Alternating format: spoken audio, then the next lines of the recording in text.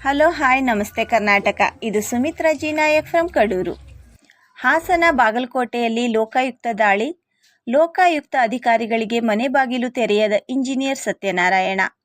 ಹಾಸನ ಮತ್ತು ಬಾಗಲಕೋಟೆಯಲ್ಲಿ ಲೋಕಾಯುಕ್ತ ಅಧಿಕಾರಿಗಳು ಬೆಳ್ಳಂಬೆಳಗ್ಗೆ ಭ್ರಷ್ಟ ಅಧಿಕಾರಿಗಳ ಮನೆ ಮೇಲೆ ದಾಳಿ ನಡೆಸಿದ್ದಾರೆ.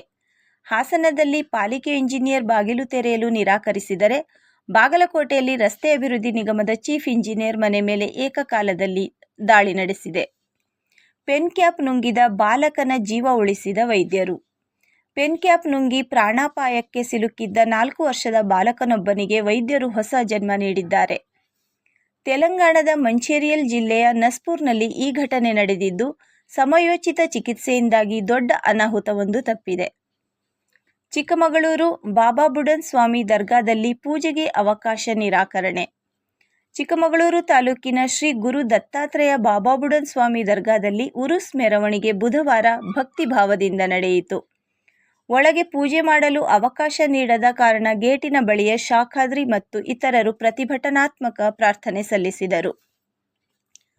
ಸೌಜನ್ಯ ಅತ್ಯಾಚಾರ ಹತ್ಯೆ ಪ್ರಕರಣದ ತನಿಖೆಗೆ ಸರ್ಕಾರ ಆದೇಶಿಸಿದರೆ ಆಕೆಯ ಸಾವಿಗೆ ಯಾರು ಕಾರಣ ಎಂಬುದನ್ನು ಖಚಿತಪಡಿಸುತ್ತೇನೆ ಎಂದು ಸಾರ್ವಜನಿಕ ಕಾರ್ಯಕರ್ತ ಸ್ನೇಹಮಯಿ ಕೃಷ್ಣ ತಿಳಿಸಿದ್ದಾರೆ.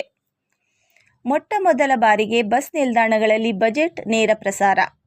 ಮುಖ್ಯಮಂತ್ರಿ ಸಿದ್ದರಾಮಯ್ಯ ಅವರು ಮಂಡಿಸಲಿರುವ 2026-27ನೇ ಸಾಲಿನ ರಾಜ್ಯ ಬಜೆಟ್ ಅನ್ನು ಇದೇ ಮೊದಲ ಬಾರಿಗೆ ರಾಜ್ಯದ ಬಸ್ ನಿಲ್ದಾಣಗಳಲ್ಲಿ ನೇರ ಪ್ರಸಾರ ಮಾಡಲಾಗುತ್ತಿದೆ. ವಾರ್ತಾ ಮತ್ತು ಸಾರ್ವಜನಿಕ ಸಂಪರ್ಕ ಇಲಾಖೆಯು ಮಾರ್ಚ್ 6ರಿಂದ 230 ಬಸ್ ನಿಲ್ದಾಣಗಳಲ್ಲಿ LED ಪರದೆಗಳ ವ್ಯವಸ್ಥೆ ಮಾಡಿದೆ. ನಾಳೆಯಿಂದ ಬೆಂಗಳೂರು ಹೃದಯ ಭಾಗದ ರಸ್ತೆಯಲ್ಲಿ ಕಾಮಗಾರಿ, 15 ದಿನ ಟ್ರಾಫಿಕ್ ಹೆಚ್ಚಳ. ನಾಳೆಯಿಂದ ಬೆಂಗಳೂರಿನ ಹೃದಯ ಭಾಗದ ರಸ್ತೆಯ ರಿಪೇರಿ ಕೆಲಸಗಳು ಆರಂಭವಾಗಲಿದ್ದು, ಮುಂದಿನ 15 ದಿನ ಟ್ರಾಫಿಕ್ ಹೆಚ್ಚಳವಾಗುವ ಎಲ್ಲ ಸಾಧ್ಯತೆಗಳಿವೆ. ಕಾಮಗಾರಿ ಆರಂಭದ 8ರಿಂದ 9 ದಿನ ಯಾವುದೇ ಪರ್ಯಾಯ ಮಾರ್ಗ ಸೂಚಿಸಿಲ್ಲ. ಡಾಂಬರೀಕರಣ ಆರಂಭವಾದ ಬಳಿಕವಷ್ಟೇ ಪರ್ಯಾಯ ಮಾರ್ಗ ಬಳಕೆಗೆ ಸೂಚನೆ. ವಿಡಿಯೋ ಇಷ್ಟ ಆದರೆ ಲೈಕ್ ಮಾಡಿ, ಶೇರ್ ಮಾಡಿ. Thank you, bye.